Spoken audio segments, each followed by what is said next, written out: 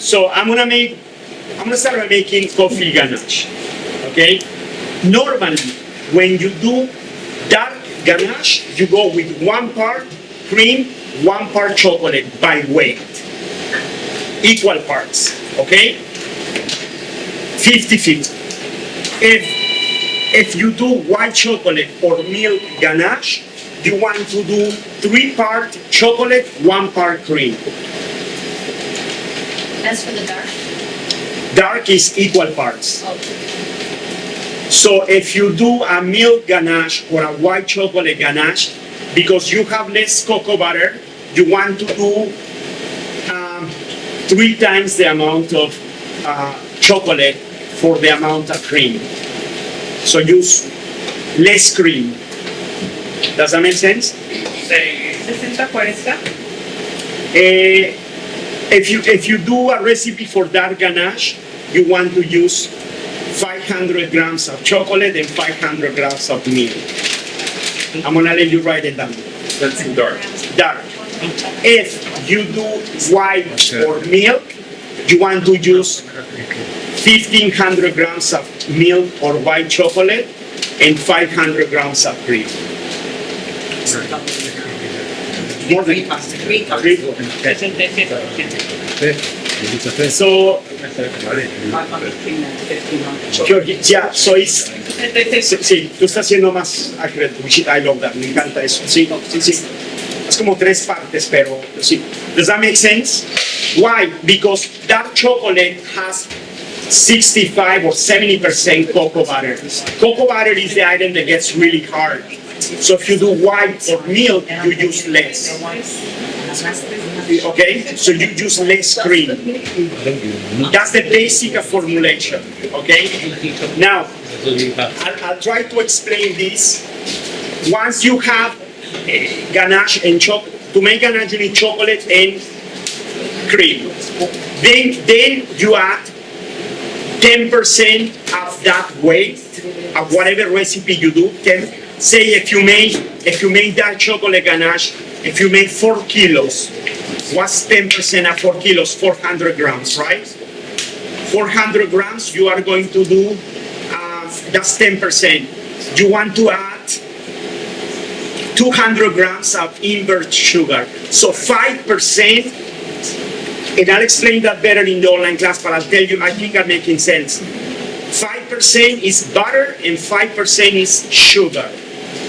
And the sugar can be invert sugar, even glucose or corn syrup.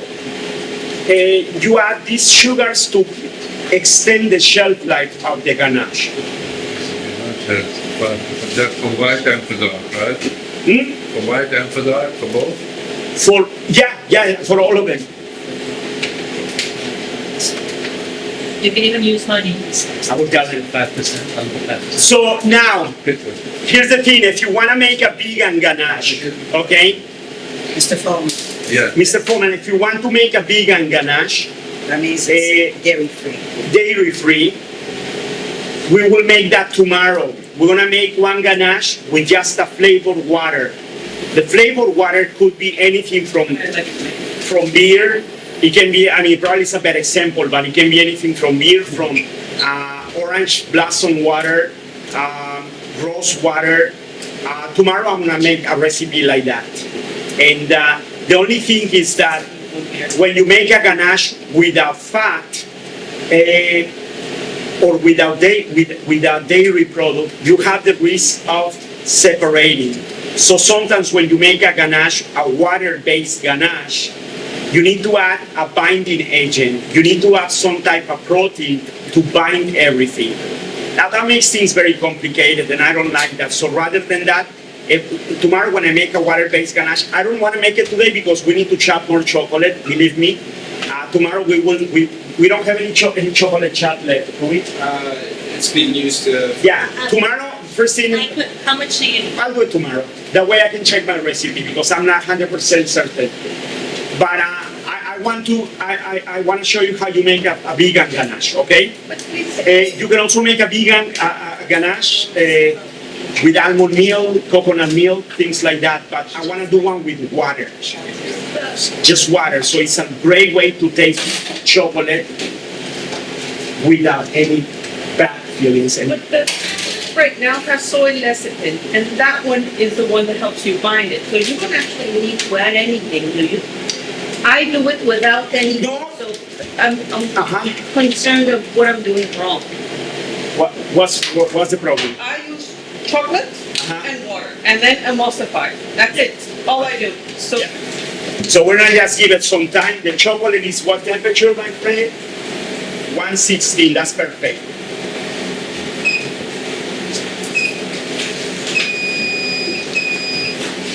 I have it on manual mode because I'm OCD, whatever. So I'm holding right now until it reaches 84.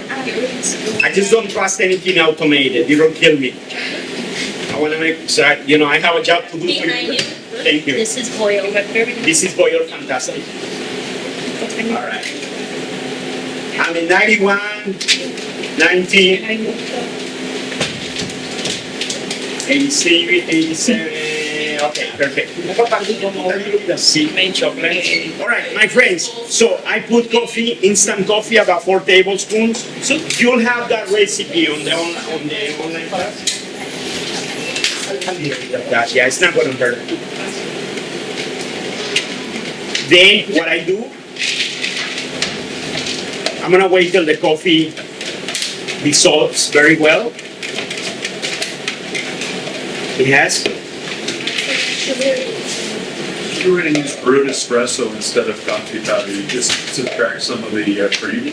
You can subtract some of the cream, but let's cover this with plastic film there for fun. Yeah, you can, but it's best to use the powder. Otherwise, that will be a different recipe, and it will no longer be my recipe. Okay. That's what I tell everybody, It's like, I tell people, like when I go to Mexico, poor people, I yell at them.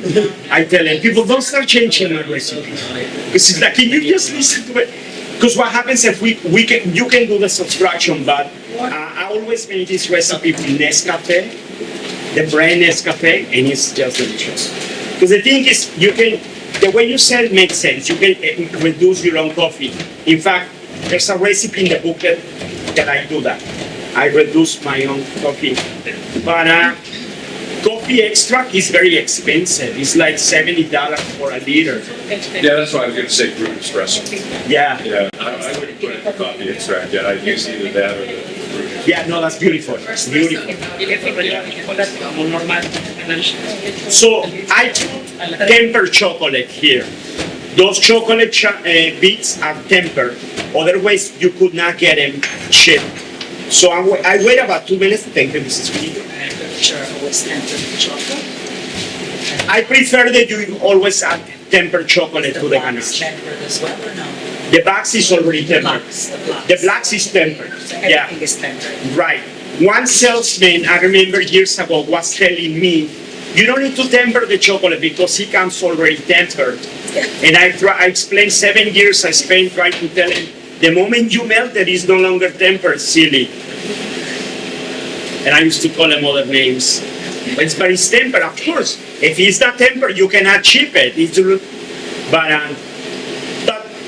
in this case, say you have leftover white chocolate. If you melt it, but you didn't temper it, you probably want to temper before you make the ganache. Because if it's not tempered, it will not emulsify very nice. Does that make sense? It does? It has to be. Well, and it was kind of like chalky or something, right? Hmm? If you have it like chalk, like you could have it in tempered well, right? Yeah, if It'd you- be like chalky. Correct. It will be like crumbly. It will be like feta cheese. At room temperature, it will feel like feta cheese. Like clay dough, really nasty. And then this. So now, I don't have a problem using a whisk. Some chefs prefer to use a spatula so that they don't incorporate air. I don't have a problem using a whisk. Or an immersion blender. Or an immersion blender. An immersion blender will be also ideal, and we have one. But I don't want to do it because I have a phobia with cables and wires. I go crazy. I don't want to mess the recipe. I'll show you how to do it with this, You need a battery operated. I don't know that they make them. Yeah, I think so, yeah. We make rechargeable Battery ones. operated on very small. Yeah. I have a rechargeable one. You do? Yeah, at home, not here. See, I don't even. Yeah. So this is perfect. I have to show you. Pass me, papá. If I don't got your There's a lot Yeah, I of was just gonna say, yeah, I have plenty of white lines here and the other side here. Yeah. Oh, okay. Yeah, that's right. Pass me a miserable. Spatula. That's the big white chocolate. Melted white chocolate. Thank you. That's good. One more of these lines on this side. That's good. A little bit of that, the lines won't hurt. So now we're good. You know, the ganache is done. It's got a little bit of coffee. It's missing vanilla bean, but